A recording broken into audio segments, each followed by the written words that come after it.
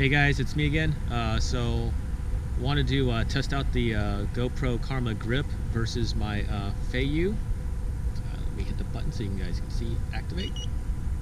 It's not straight. There we go. Alright, again, yeah, so one of the reasons for me to get a gimbal is to test it, or is to keep stable footage whenever I'm running or bicycling. So I want to see what the Karma Grip with the GoPro 5 looks like compared, I'll straighten that out later, compared to the GoPro 3 with the Feiyu wearable gimbal. So we're going to check it out.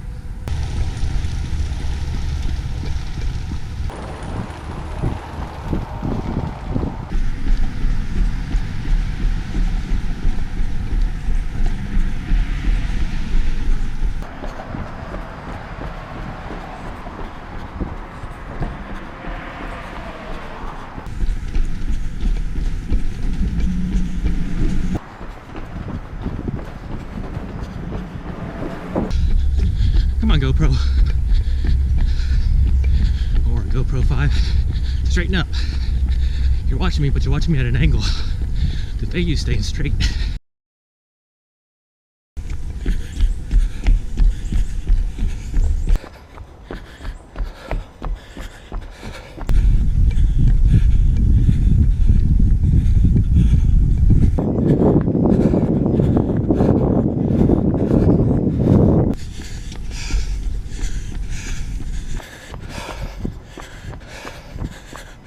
Alright, GoPro 5, you're still at an angle. What's going on?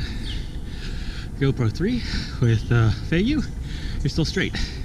Alright, I was trying running all the way to this point with the gimbal sticks straight up and down. What we're going to do is we're going to go across the bridge. We're going to hold them horizontally and see how the GoPro Karma Grip and the Feiyu gimbal works on this. Let's flip them. And let's see how this goes. Here's where the Feiyu starts to get weird on me, because I can hear the gyroscopes making that weird buzzing noise. So if I hold the stick straight up and down, it'll be okay. But right now, it's not one of those things where I can talk and do something at the same time.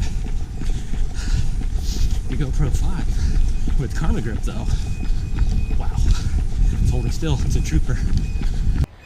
Let's flip them and let's see how this goes. Here's where the Feiyu starts to get weird on me, because I can hear the gyroscopes making that weird buzzing noise. Here's one of the limitations of the GoPro Karma Grip. You notice I got the Feiyu on a selfie stick. For me to do that with the Karma Grip, I gotta attach a ring on it. And putting the grip at the end of that stick, it's gonna feel weird as a weight. You notice I got the Feiyu on a selfie stick. I noticed the GoPro Karma Grip does eventually straighten itself out. But if you're trying to get a continuous shot, I don't think it's gonna look good. We'll find out when I get home. And for guys like me, I like having highlight videos of runs, but I also like to put up the entire course. So that way, anybody who does the next year's course run can see what the course looked like. All right, almost at the end. Let's see how this does on a sprint. Uphill sprint at that.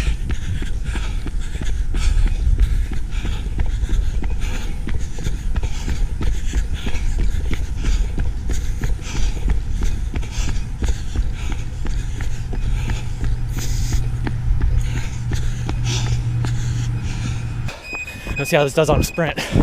Uphill sprint at that.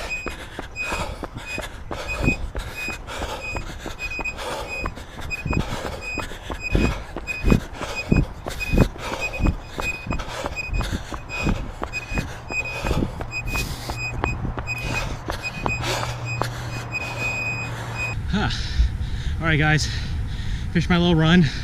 I just have to stop Strava, so I'll do it right after this. So I better keep moving. But that was the footage that we're going to use to test these two devices on.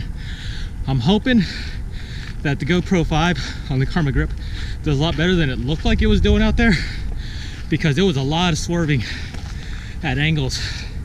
And the Feiyu, once when I dipped the stick to the horizontal position, it wouldn't stop buzzing. I'm pretty sure the GoPro 3 is getting a part of the Feiyu in its view right now, but that's fine. The point is to keep walking around right now. Alrighty, let's see how that footage looks when I get back.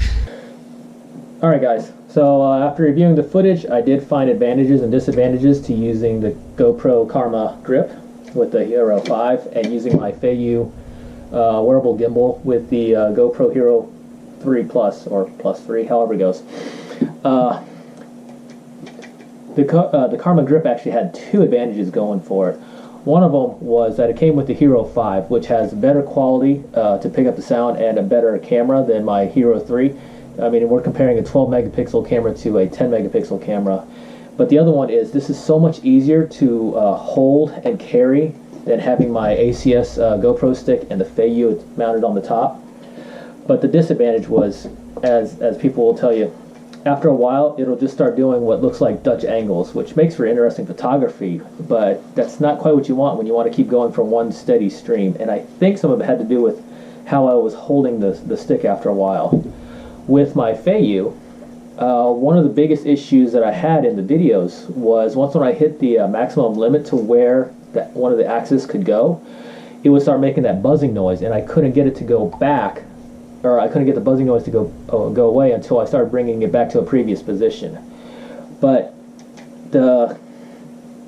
this is going to be very hard to mount on a GoPro or on a selfie stick to get that extended view, which I think I'll have in the video. I'm still trying to figure out how to get that in there.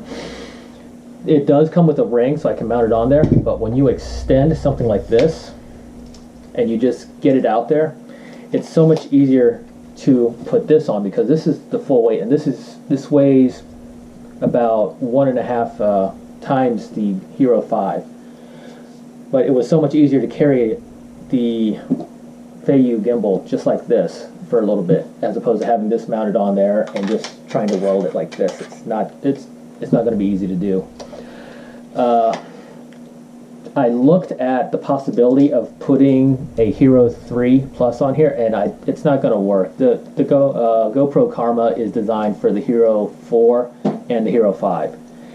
If you look, you'll see through that hole that the USB port and the mini HDMI is just set up differently than how the 3 is. You could, in theory, put a 4 in there, but or if you were to get the Karma with the 4, you could, in theory, put the 3 Plus in there, but I don't think that will work. But that's how it goes. So hopefully you guys can find this video useful. When GoPro does release the Karma drone again, I'm going to pick it up, so hopefully they can fix their power issues.